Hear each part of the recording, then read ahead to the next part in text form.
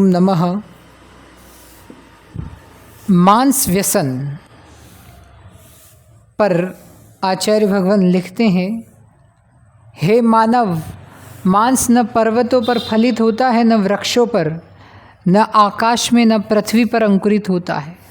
मांस फल फूल नहीं, न धन धान्य, न रस, न खनिज रसायन, वह तो प्राणियों का कलेवर है। पशु आदि की हत्या के बिना मांस की उत्पत्ति नहीं होती। मांसभक्षी कभी भी दयावान मानव संज्ञा को प्राप्त नहीं होते, क्योंकि जिनका हृदय क्रूरता से ओतप्रोत है वे ही मांस खाते हैं। वह देव नहीं, परमात्मा नहीं, ईश्वर भगवान नहीं, धर्मोपदेशक नहीं, गुरु नहीं, धर्मात्मा महात्मा नहीं, जो जीववध से उत्पन्न मांस खाने का उपदेश या आदेश करे और निषेध ना करे। वह धर्म ग्रंथ ही नहीं जिसमें जीव के कलेवर खाने को आहार संज्ञा दी हो, जहाँ दया, करुणा, अहिंसा की बात की गई हो, परस्पर जीवों की रक्षा की बात की जाती है। एकमात्र वही सत्यार्थ बोध देने वाले उपदेशक हैं, वही तत्व प्ररूपक सत्यार्थ बोधक धर्म ग्रंथ है।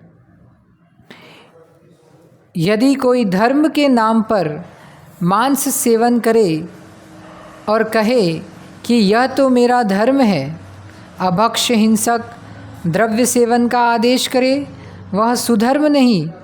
धर्म तो सदा शुद्धाहार, शाकाहार की प्रेरणा देता है। निरीह मुख प्राणियों का वध करके अपना पेट भरना मानव धर्म नहीं।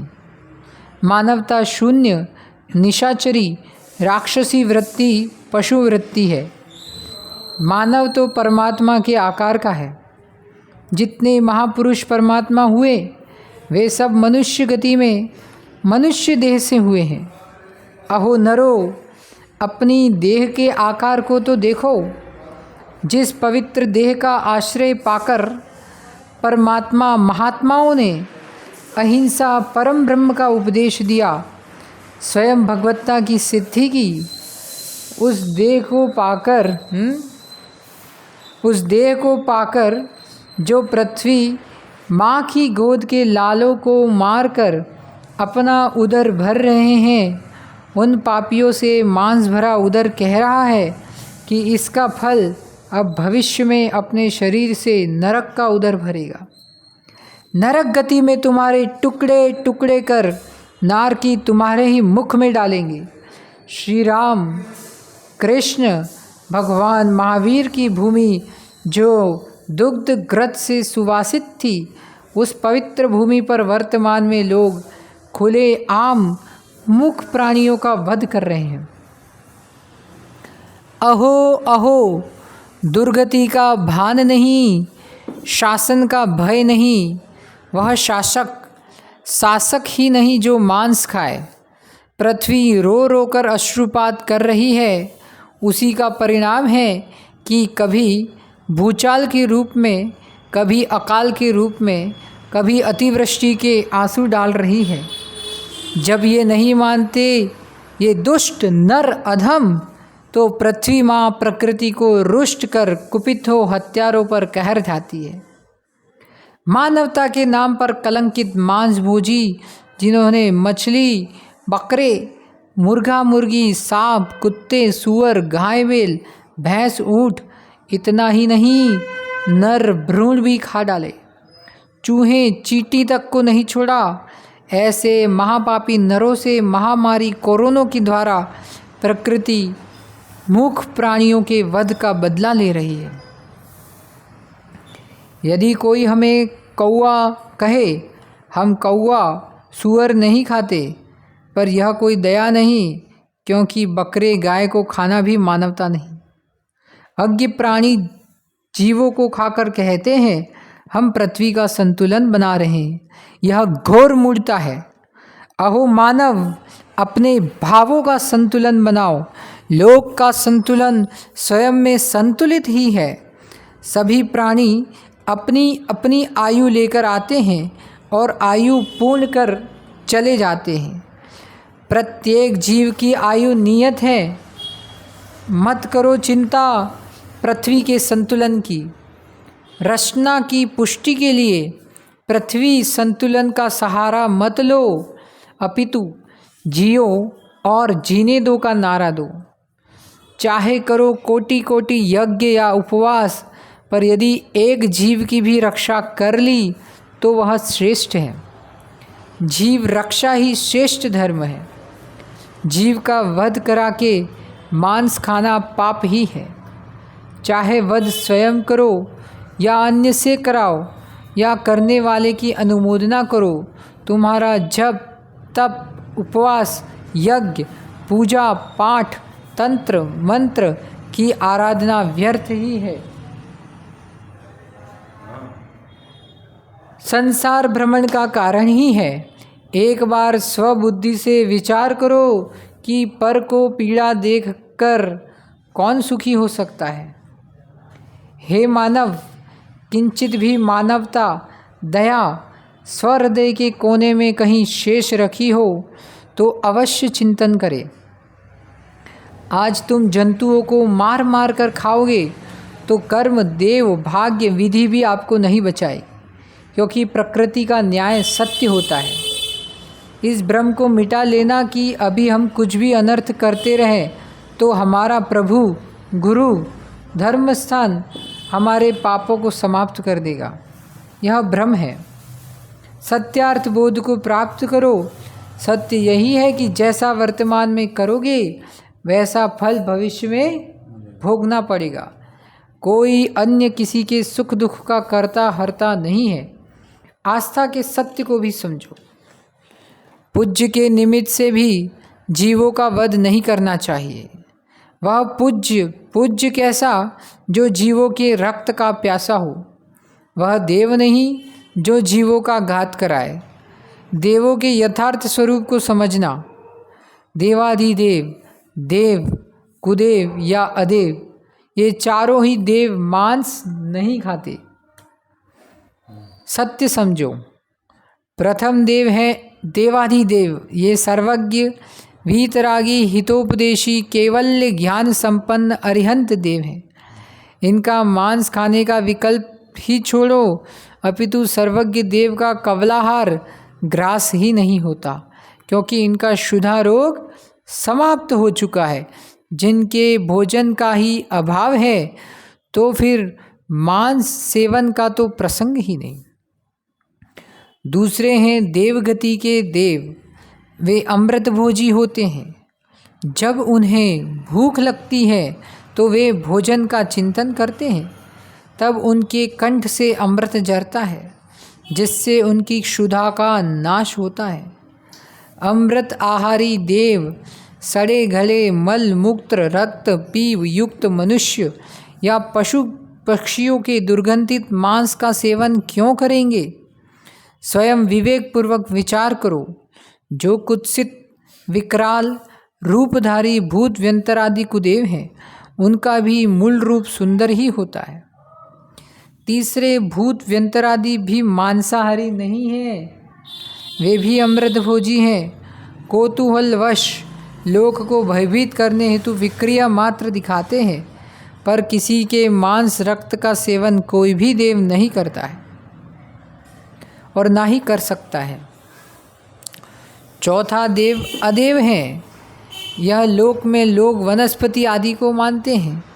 कोई नीम बरगद वट वृक्ष को देव मान करके उपासना करते हैं, परंतु वह पर्याय में एकेंद्रीय वनस्पति जीव है। वह देव नहीं अदेव है। द्रव्य निक्षेप से भविष्य भूत की पर्याय को वर्तमान में कहना द्रव्य निक्षेप का विषय है। वह जीव भूत में देव हो अथवा भविष्य में देव हो, फिर भी उसे वर्तमान में देव कहना दूसरी अपेक्षा द्रव्यार्थिक नहीं की है। शुद्ध द्रव्य दृष्टि से संपूर्ण जीव सिद्ध परमात्मा है। सकल व निकल परमात्मा है। किसी भी दृष्टि से देखे तब भी देव के अंदर मांस भक्षण सुरापान की अभिलाषा घटित नहीं होती। देव के नाम पर अज्ञ प्राणी भोले जीवों को भ्रमित कर रहे हैं। देव बलि चाहता है ऐसा नहीं, अपितु स्व के उदर पुष्टि हेतु देव के नाम पर जीव वध कर मांस खा रहे हैं। देव कभी भी मांस नहीं खाते, इसलिए देव के नाम पर जीव का वध ना करे और कुदेवों के कौतूहल से भी प्रभावित होकर जीव हिंसा के भाव न करे। पुण्य पाप की महिमा है, न कोई किसी को लक्ष्मी देता है, न कोई उपकार करता है। उपकार और अपकार जीव के पुण्योदय पापोदय से होता है। देव के नाम पर जीव वध कर फिर उसे प्रसाद मानकर खाओगे तो इससे निश्चित ही पाप कर्म का आश्रय बंद होगा। क्या किसी की हिंसा से वध से पुण्य हो सकता है? स्वयं ही स्वप्रज्ञा से विचार करो। क्या किसी को मार देना धर्म पुण्य का कार्य हो सकता है? फिर भी दया करुणा करना, अभय दान देना, अहिंसा परम धर्म, ये सब बातें व्यर्थ हो जाएगी। तब जीव रक्षा करने वाला नरक चला जाएगा, हिंसक मांस सेवी स्वर्ग चला जाएगा। ऐसा कभी होता नहीं। मांस भक्षी स्वर्ग मोक्ष नहीं जाता जब तक त्याग करके प्रायश्चित नहीं कर लेता, तब तक वह धर्म में उपस्थित नहीं होता। समझो, मत फंसो मायावियों के माया जाल में। एक प्रश्न है, स्वयं नहीं मारोगे प्राणियों को, पर दूसरे ने मारा तो हम में हिंसा का दोष लगेगा क्या? अरे मित्र, समझो, कृत कारित और अनुमोदना से पाप का बंध होता है। आप न खाए तो वह क्यों मारे? चाहे आप मारे या न मारे, यदि आप मांस खाते हैं तो हिंसा के पाप का बंध नियम से लगेगा। यह तो समझ में आ गया कि दूसरे के मारने पर मांस सेवी को हिंसा का दोष लगेगा, पर एक बात और है, वह यह है कि न हमने स्वयं मारा न दूसरे ने मारा, परंतु पशु पक्षी आदि स्वयं ही मर जाए तब उनके मांस खाने में हिंसा पाप नहीं लगेगा। आचार्य भगवान कहते हैं इसके उत्तर में, अरे भाई, तुम तो पूरे भोले प्राणी हो। यदि जीव स्वयं ही अपनी आयु पूर्ण करके मरा है तब भी मांस नहीं खा सकते, वह भी हिंसा पापमय ही है। मद दर्प का कारण जो मांस है, उसमें मृतक जाति के ही सम्मूर्छन जीव प्रतिक्षण उत्पन्न हो रहे हैं, मर रहे हैं। वह भी जीवों का पिंड है, खाने योग्य नहीं है। जिन्होंने यह उपदेश दिया है कि स्वमृतक पशु पक्षी के मांस का सेवन कर सकते हैं, वे प्रेक्षावान पुरुष नहीं थे। ओहो, ऐसे उपदेशकों के उपदेश से अनर्थ हो गया। उनके भक्तों ने पशुओं को पर्वत से गिरा दिया, गिरकर मर गए, या खूंटे से बांधकर छोड़ दिया, मर गए तो खा लिया। क्रूरता की सीमा ही तोड़ दी। जब दया का उपदेश देने का प्रचार है तो फिर यह क्रूरता कैसी? यदि कोई कहे कि अग्नि पर गरम करने या पकाने पर मांस खा सकते हैं, वह प्रासुक हो गया। नहीं, अरे पापियों, मांस कोई वृक्ष का फल नहीं जिसे तुम पकाकर भक्ष्य प्रासुक बनाना चाहते हो। मांस चाहे कच्चा हो या पका हो, दोनों ही अवस्था में हिंसा जन्य कर्म है। दोनों ही मांसों में प्रतिक्षण नवीन नवीन अन्य जीवों की उत्पत्ति हो रही है। मूल बात यही है कि कच्चा या पक्का मांस तभी प्राप्त होगा जब मूक प्राणियों का घात होगा। बिना जीव हिंसा के मांस की उत्पत्ति नहीं होगी, इसलिए कोई भी मांस खाने योग्य नहीं है। रसना इंद्रिय पर नियंत्रण रखो। जाति, पंथ, संप्रदाय का नाम लेने से हिंसा धर्म नहीं हो सकता। न आपको पाप कर्म छोड़ेंगे। राजा भी अपराध करता है तो उसका भी न्याय होता है, उसे भी दंड स्वीकारना पड़ेगा। इसी प्रकार से हिंसा कर्म से प्राप्त मांस चाहे तुम धर्म के नाम पर सेवन करो या अपने संप्रदाय के मुखिया के कहने से करो, पर पाप का बंध होगा ही होगा और दुर्गति का दंड मिलेगा। इसलिए कोई शंका मत करे। न शिष्य बचा पाएगा, न गुरु, न प्रभु। हिंसा कर्म का फल भोगना ही पड़ेगा। संसार में दो प्रकार के जीव हैं, वक्र बुद्धि वाले पहले और दूसरे सरल बुद्धि वाले अज्ञानी। अज्ञानी तो दोनों ही हैं, वक्र बुद्धि एवं जड़ बुद्धि। दोनों के पास कुतर्क होते हैं। दोनों के ही कुतर्कों की भाषा से बोध हो जाता है कि जड़ता सरलता से बोल रहा है कि वक्रता मायाचारी से बोल रहा है। उभय बुद्धि युक्त अज्ञों से कुतर्क होते हैं कि शाकाहारी लोग फल अनाज खाते हैं, वे भी तो जीव हैं। हम मांसाहारी मांस खाते हैं, फिर दोनों में क्या भेद है? अहो, एक व्यक्ति ऐसा भोलेपन से बोल रहा है, यथार्थ में वह सत्य नहीं समझता। दूसरा वक्रता से बोल रहा है। ऐसे लोगों से कहना, यदि वनस्पति एवं गाय बकरी आदि में तुम्हें एकता दिख रही है, तो फल शाक की भांति यदि मांस आदि को मानते हैं, तो फिर अपने माता पिता देवता गुरु आदि को भी सामान्य रूप एक भूत देखो। उन्हें क्यों खाते हो? उन्हें खाते हो क्या? खाओगे क्या? आज तक खाया है क्या? तुम संबंधियों को भिन्न मानते हो और गाय सूअर आदि को भिन्न देखते हो। संबंधियों को नहीं खाते हो, वैसे ही पशु पक्षियों को नहीं खाना चाहिए। पशु पक्षी भी किसी माँ की संतान है। फल सब्जी आदि वनस्पति मौसम मौसम पर होती है। इन्हें प्राप्त करने के लिए वृक्षों को नष्ट नहीं किया जाता। उसमें भी दयालु करुणावान लोग साधारण वनस्पति नहीं खाते, वे मात्र प्रत्येक अप्रतिष्ठित वनस्पति ही खाते हैं, जिससे वनस्पति का एक जीव को भी कष्ट न हो। जैसे आपको अपने नख और बाल निकालने पर पीड़ा नहीं होती, उसी प्रकार से वृक्षों एवं लताओं से फल निकालने पर अथवा स्वयं ही जमीन गिरने पर फलों को ग्रहण करने पर उन्हें पीड़ा नहीं देकर सावधानी से चुन कर लाया जा सकता है। परंतु मांस बिना हत्या के, बिना पीड़ा पहुँचाए प्राप्त नहीं किया जा सकता। इसलिए मांस तो जानवरों को मारकर उनका रक्त बहाकर ही प्राप्त किया। धन्य धन्य धन्य धरती के देवता, वीतरागी श्रमण, जो जीव जंतु तो दूर घास पर भी पैर नहीं रखते। उनकी दया करुणा महान है, इसीलिए वे धरती पर भगवान हैं। कितना है यार। जड़ता, वक्रता, अज्ञानता का त्याग करो। पशु पक्षियों को भी स्वसंतान स्वबंधु जैसा प्रेम दो।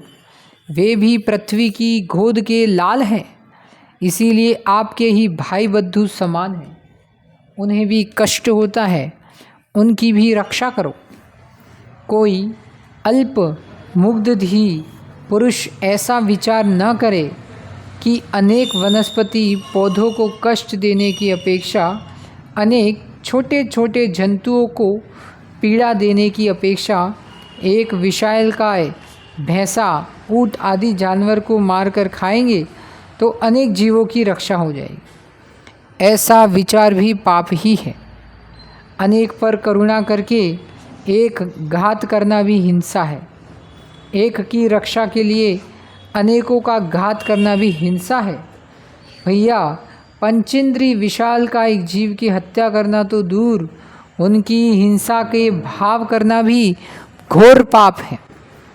अपनी कुतर्क छेनी को विराम देकर जगत अहिंसा हितकारी अहिंसा जननी की गोद में बैठकर मधुर फल, रस, अनाज, घृत, दुग्ध का पान करो। रक्त मांस का सेवन मत करो। दुग्ध को भी हिंसक मानने वाले कुछ लोग शंका करते हैं कि दुग्ध भी तो शरीर से निकलता है, वह भी पशु का अंग है, उसे भी तो आप अहिंसा धर्म मानने वाले सेवन करते हैं। उसमें क्या हिंसा का दोष अथवा मांस खाने का दोष नहीं लगेगा। इसके लिए यह समाधान है कि अहो आश्चर्य, आप लोग पूर्ण तत्वज्ञान और सत्यार्थ बोध से शून्य हो। रक्त मांस शरीर में है, यह सत्य है। उसी से शरीर निर्मित है। जैसे मल मूत्र की ग्रंथि शरीर में भिन्न है, उसी प्रकार दुग्ध की ग्रंथि भिन्न है। जैसे पशु या मनुष्यनी के शरीर में उत्पन्न मूत्र न खून है न मांस, शरीर के अंदर होने पर भी शरीर के बाल न रक्त है न मांस, कफ श्लेष्मा आदि भिन्न तत्व है। इसी प्रकार दुग्ध भिन्न तत्व है। गोरस दुग्ध घृत आदि का सेवन महापुरुषों ने भी किया है, परंतु रक्त या मांस का सेवन नहीं किया। गाय और भैंस का दूध नहीं निकालेंगे तो वे कष्ट को प्राप्त होते हैं, वे अस्वस्थ हो जाएंगे, और यदि उनका बछड़ा पूरा दूध पी लेगा तो वह बीमार हो जाए।